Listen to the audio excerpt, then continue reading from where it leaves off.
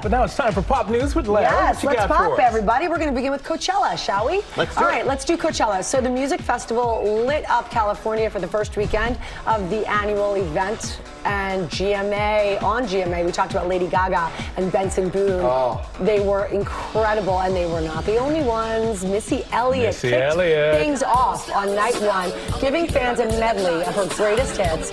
Music critics are calling it a show-stopping performance. I've heard from a few people who went there that it was the moment. Yeah. And then Charlie XCX took the stage, proving that Brat's summer is not over. Her album, of course, Brat, came out last June, and Charlie's hotter than ever. She was joined on stage by Lorde, by Billie Eilish. Wow, what a lineup, right? That's a group. Yeah. Troye Sivan? Yes, exactly. A star-studded set that fans just adored, including Hailey Bieber. She was out there in the crowd, loving it.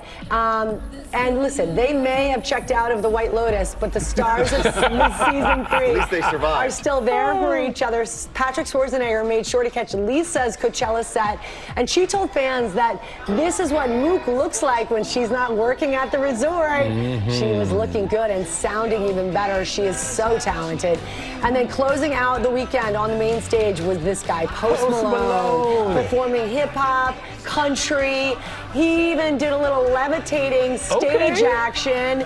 He also told Billboard that he's got a new album on the way. That's so exciting. He's already written 35 songs. Look at that. Yeah, Coachella weekend, by the way, weekend 2 gets underway this Friday. I wish we had thought about going. I know. Before. I want to go before it gets too late. Look, I've been all weekend cutting fringe. I'm ready to go all weekend. Oh boy.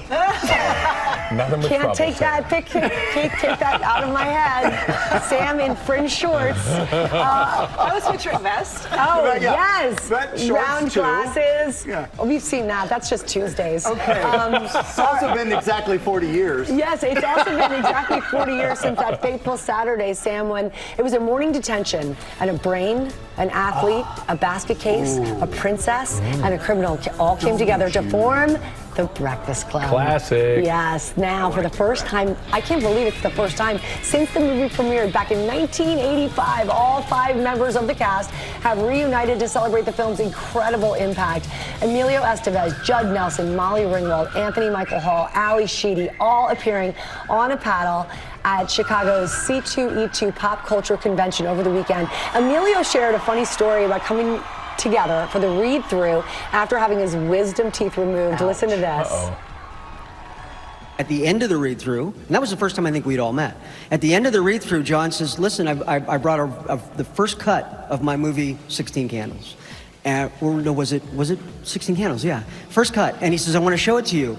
And so we said, okay, great. And he puts the film on, and we're sitting there. And I didn't think I made it through the opening credits, and I passed out. From the pain pills and just from the ordeal of having my teeth extracted. And I woke up at the end credits, and I looked at Judd, and Judd says, I think you're getting fired. Needless to say, he did not get fired. The cast went on to talk about their time together. They seemed to just love it. Sheedy called it joyful. They also revealed that for a while there were talks about a Breakfast Club sequel, but all the stars agreed that without the great John Hughes, they just couldn't bring themselves to do it. The movie, as we now know, hit theaters in March of 1985. Wow. It went on to be called the quintessential 80s film, and it really was just that. It has been preserved, by the way, by the Library of Congress for being culturally significant. I was in high school, and I just loved that movie so much. And how old were you two? Yeah, Don't say it! Don't you dare! I had the 2nd grade on Yeah, see, I wasn't born in the 80s, don't know anything about it.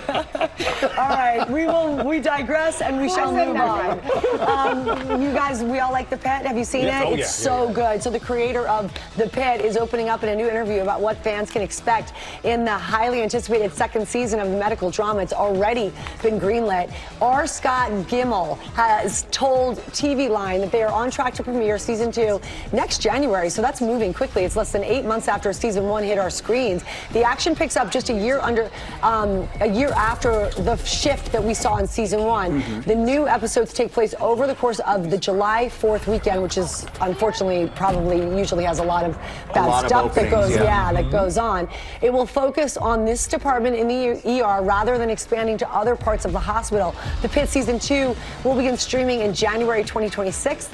This all comes just days after it was revealed, and we talked about it last week on the show, that the Pit's producers, including Noah Wiley, who stars in the show, as you guys know, they're facing a lawsuit filed by the widow of the creator, Michael Crichton of ER, who claims that The Pit is nothing more than a ripoff of her late husband's show, that she was in deep talks with the producers to do a reboot of ER. When they suddenly pivoted, they cut ties, and there all of a sudden was The Pit.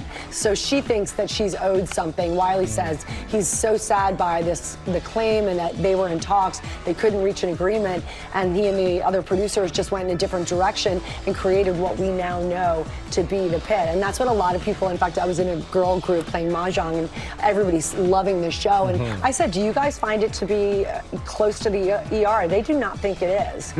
Besides it being a medical drama starring Noah, do you see similarities? No, not at all. I mean, it's Location. Like I said last week, I think it's unfair because all of these medical dramas are now being compared to ER. Exactly. So we will stay on top of that, and I'm excited for season 2. And then finally, we just want to do a shout out. I had to tell this story, and you'll see why in a second. So DC, Washington, DC officially concluded their National Cherry Blossom Festival over the weekend. Festival, They do a parade every year. It celebrates the iconic trees. Minnie and Mickey were back as Grand Marshals for a 3rd year. Princess Ariel from Little Mermaid that's a good get. made her cherry blossom debut. There were performances, there were balloons, there was dancing, and there was a familiar face. Who would that be? Gio Benitez. There's our Gio. He was with our friends at WJLA to serve as one of the official hosts of the parade. I just wanted to show you guys Gio because he's so cute. And that's probably And a nice person as well. Yes. He's amazing.